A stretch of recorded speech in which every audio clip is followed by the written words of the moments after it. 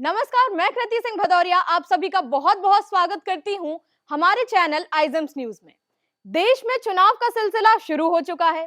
हाल ही में दिल्ली यूनिवर्सिटी का चुनाव हुआ, जिसमें एक बार फिर से एबीवीपी ने 3 मुख्य पदों पर अपना रुतबा कायम रखा, जिनमें अध्यक्ष पद पर तुषार डेढ़ा, सचिव पद पर अपराजिता और सह सचिव पद पर सचिन बैसला ने शानदार जीत हासिल की। वहीं दूसरी ओर एनएसयूआई के अभय दहिया ने उपाध्यक्ष पद को अपने नाम किया। दिल्ली यूनिवर्सिटी चुनाव पर देखिए हमारी ये स्पेशल रिपोर्ट। अध्यक्ष पद पर एनएसयूआई हितेश गुलिया को 20,345 वोट मिले हैं, तो वहीं एबीवीपी के तुषार डेढ़ा को 23,460 मत मिले। उपाध्यक्ष पद पर एनएसयूआई के अभय दहिया को 22,331 वोट और एबीवीपी के सुशांत धनखड़ को 20,502 वोट मिले हैं। सचिव पद पर एबीवीपी की अपराजिता को 24,534 वोट और वहीं एनएसयूआई की यक्षुणा शर्मा को 11,597 वोट मिले हैं। सचिव पद पर एबीवीपी के सचिन बैसला को 24,955 वोट और एनएसयूआई के शुभम कुमार को 14,960 वोट मिले हैं। हालांकि दोनों के मैनिफेस्टो में जरा सा ही फर्क था, लेकिन 3 मुख्य पदों पर एबीवीपी ने बाजी मार ली। इस वक्त हम मौजूद हैं दिल्ली के नॉर्थ कैंपस में। दिल्ली में हुए डीए चुनाव में अभी छात्र संघ का चुनाव जो हुआ उसमें प्रेसिडेंट पद के लिए जीते तुषार हमारे साथ मौजूद हैं। आइए बात करते हैं तुषार, आपको सबसे पहले जीत की बधाई हो। बहुत बहुत धन्यवाद सर जी। आपने एबीपी क्यों ज्वाइन किया? क्या एबीपी आपको किस मुद्दे से के लिए आपने एबीपी ज्वाइन किया? आगे आपका भविष्य में इसका क्या प्लान है? सर मैं 2015 से अखिल भारतीय विद्यार्थी परिषद से जुड़ा हूँ। 2015 में जब मैं स्कूल के समय में था तो मैं जमुना पार से आने वाला छात्र हूँ, गाँव गोंडा मौजपुर का रहने वाला छात्र हूँ। तो क्या है कि हमारे घर के पास श्यामलाल कॉलेज पड़ता है। श्यामलाल कॉलेज के अंदर अखिल भारतीय विद्यार्थी परिषद की जो इकाई है वो मैं देखता था उस समय स्कूल जाते हुए, और उस समय मैं उधर की साइड ही रहता था। उस समय मैं देखता था तो विद्यार्थी परिषद का कार्यकर्ता जब स्टूडेंट पहले दिन कॉलेज आता है तो विद्यार्थी परिषद का ही ऐसा कार्य करता है जो पहले दिन गेट पर खड़ा होकर उनका स्वागत करता है।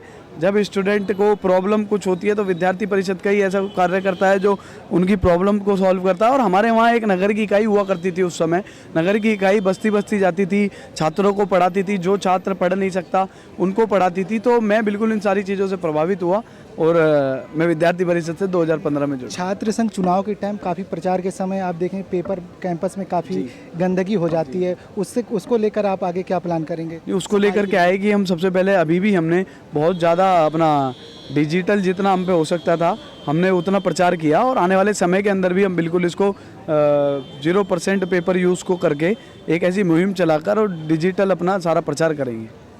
एबीपी ने एक महिलाओं के लिए घोषणा पत्र अलग से जारी किया था, आप उसके लिए अब उसको कैसे प्रयोग में लाएंगे? उसके लिए आप कमेटी कुछ अलग से बनाएंगे या उसको अब इम्प्लीमेंट करनी? हमारी सेक्रेटरी है अपराजिता, और जब महिलाओं का जो वुमेन घोषणा पत्र जो लागू हुआ उसके अंदर भी हमने बहुत सारी उसके अंदर चीज़ें डाली।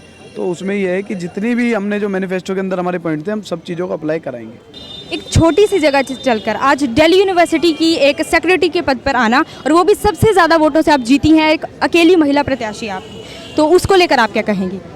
ये मेहनत सिर्फ मेरी नहीं, मुझसे जुड़े हुए मेरे संगठन से जुड़े हुए हर व्यक्ति की मेहनत है, जो हर एक स्टूडेंट तक ही रीच आउट कर पाए, उनसे उनकी प्रॉब्लम पूछी, उसके बाद में जो उनकी प्रॉब्लम थी उनके सोल्यूशन तक ही पूछे। इसीलिए कहीं ना कहीं अखिल भारतीय विद्यार्थी परिषद से लोग जुड़े, इसी वजह से लोग मुझसे जुड़े और आज मुझे इतनी भारी मतों से जितवाया। अच्छा, आपका जो मैनिफेस्टो था उसमें एक स्पेशल मैनिफेस्टो था, वू मैनिफेस्टो, तो उसके ऊपर आप बताइए हमें कुछ। जो हमारा स्पेशल विमेन मैनिफेस्टो बनाया गया था वो एक 4 दीवारी के अंदर बनाने वाला मैनिफेस्टो नहीं था।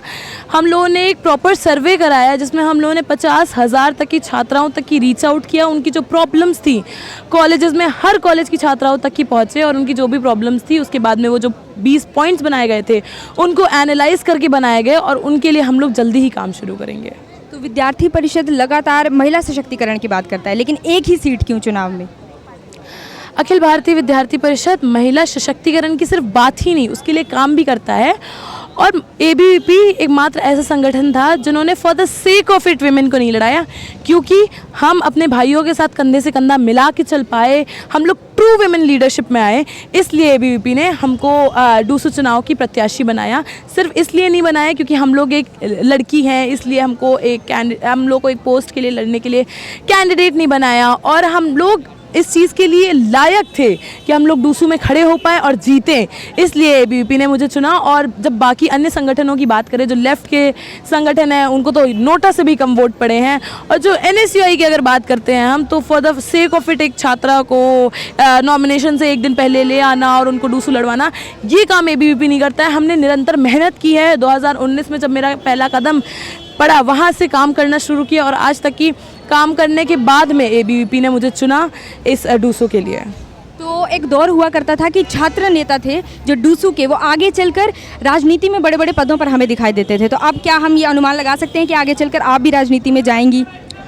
आगे की राजनीति का तो मुझे अभी पता नहीं है, पर एक साल निरंतर हर स्टूडेंट के लिए दिल्ली यूनिवर्सिटी के लिए मैं खड़ी रहूँगी।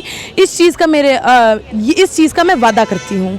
और आपने जब बात की थी विमेन एम्पावरमेंट की, तो 2014 से निरंतर डूसू में जो भी छात्रा आ रही है वो अखिल भारतीय विद्यार्थी परिषद से है। तो अब मुझे बोलने की ज़रूरत नहीं है कि हम लोग महिला सशक्ति की सिर्फ बात नहीं, काम भी करते हैं। बहुत बहुत धन्यवाद अपराजिता आपका। तो ये थे अपराजिता जिनसे हमने बात की, और उन्होंने अपनी रणनीतियों के साथ अपने मैनिफेस्टो की बातें हमें बताई। कैमरा पर्सन सरफराज अली के साथ आद्या शर्मा, न्यू दिल्ली।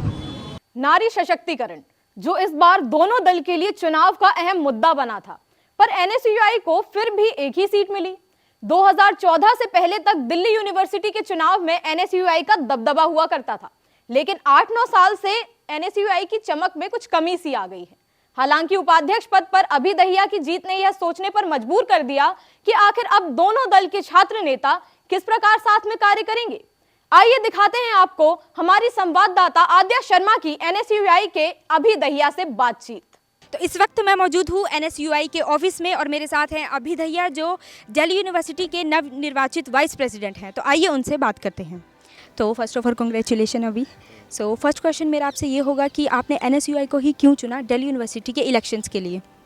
एनएसयूआई को हमने इसलिए चुना क्योंकि एनएसयूआई बहुत ही खुली विचारधारा, अपनी बातों को रखने वाली एक संगठन है। हमें इसमें सोचना नहीं पड़ता है किसी धर्म के लिए काम करना है या किसी इंसान के लिए काम करना है या किसी प्रॉपर एक ही जगह के लिए हम काम कर सकते हैं। हम किसी भी धर्म के लिए, किसी भी इंसान के लिए, किसी भी जाति वाले इंसान के लिए काम कर सकते हैं। जैसे कि हमने देखा बनारस यूनिवर्सिटी में विद्यार्थी परिषद ने चुनाव लड़ा, उन्होंने अपना जो कंटेंट रखा वो रखा ड्रेस कोड, कि अभी हम ड्रेस कोड लेके आएंगे, जबकि एनएसयूआई ने वहाँ पर उसका विरोध किया कि ड्रेस कोड लागू नहीं होगा, जो इंसान जो भी पहनना चाहे वो उसका एक हक है, अधिकार है।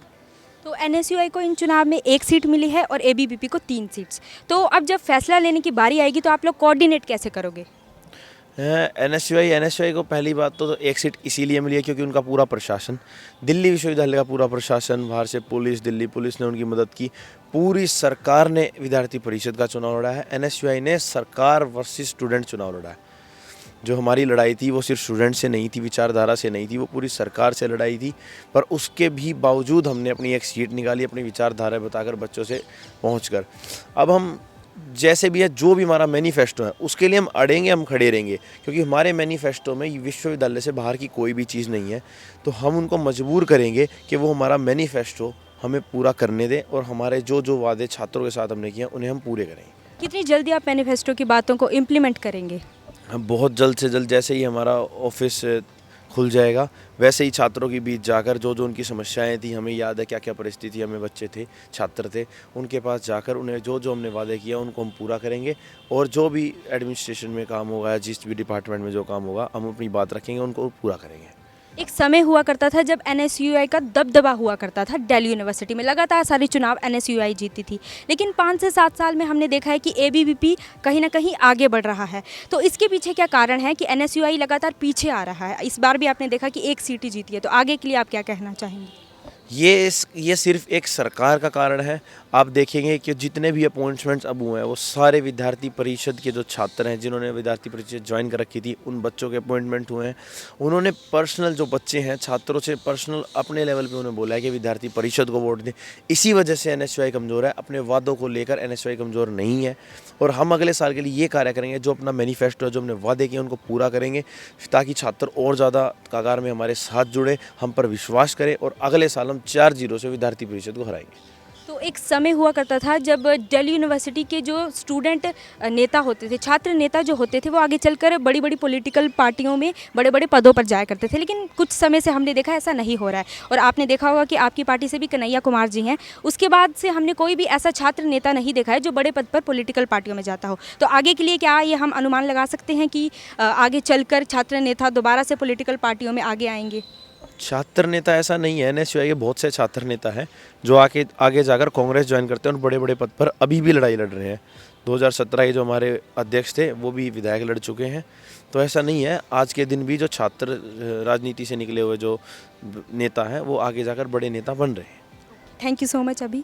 तो ये थे हमारे साथ अभी भैया, जिन्होंने हमें अपनी रणनीति के बारे में बताया और बताया कि अपने मैनिफेस्टो की जो बातें हैं वो कब उन्हें लागू करेंगे। कैमरा पर्सन सरफराज के साथ आद्या शर्मा, नई दिल्ली। दिल्ली यूनिवर्सिटी को उनके छात्र नेता मिल चुके हैं, साथ ही मैनिफेस्टो में किए गए वादों को पूरा करने की भी बात कह दी गई है, जिसकी शुरुआत जल्द की जाएगी। सभी विजेताओं का कहना है कि पूरे 1 साल तक वे दिल्ली यूनिवर्सिटी के हर मुद्दे पर बात करने और साथ देने के लिए तैयार हैं। फिलहाल के लिए इतना ही, तब तक के लिए मुझे दीजिए इजाजत। जल्द लौटूंगी एक नई स्पेशल रिपोर्ट के साथ।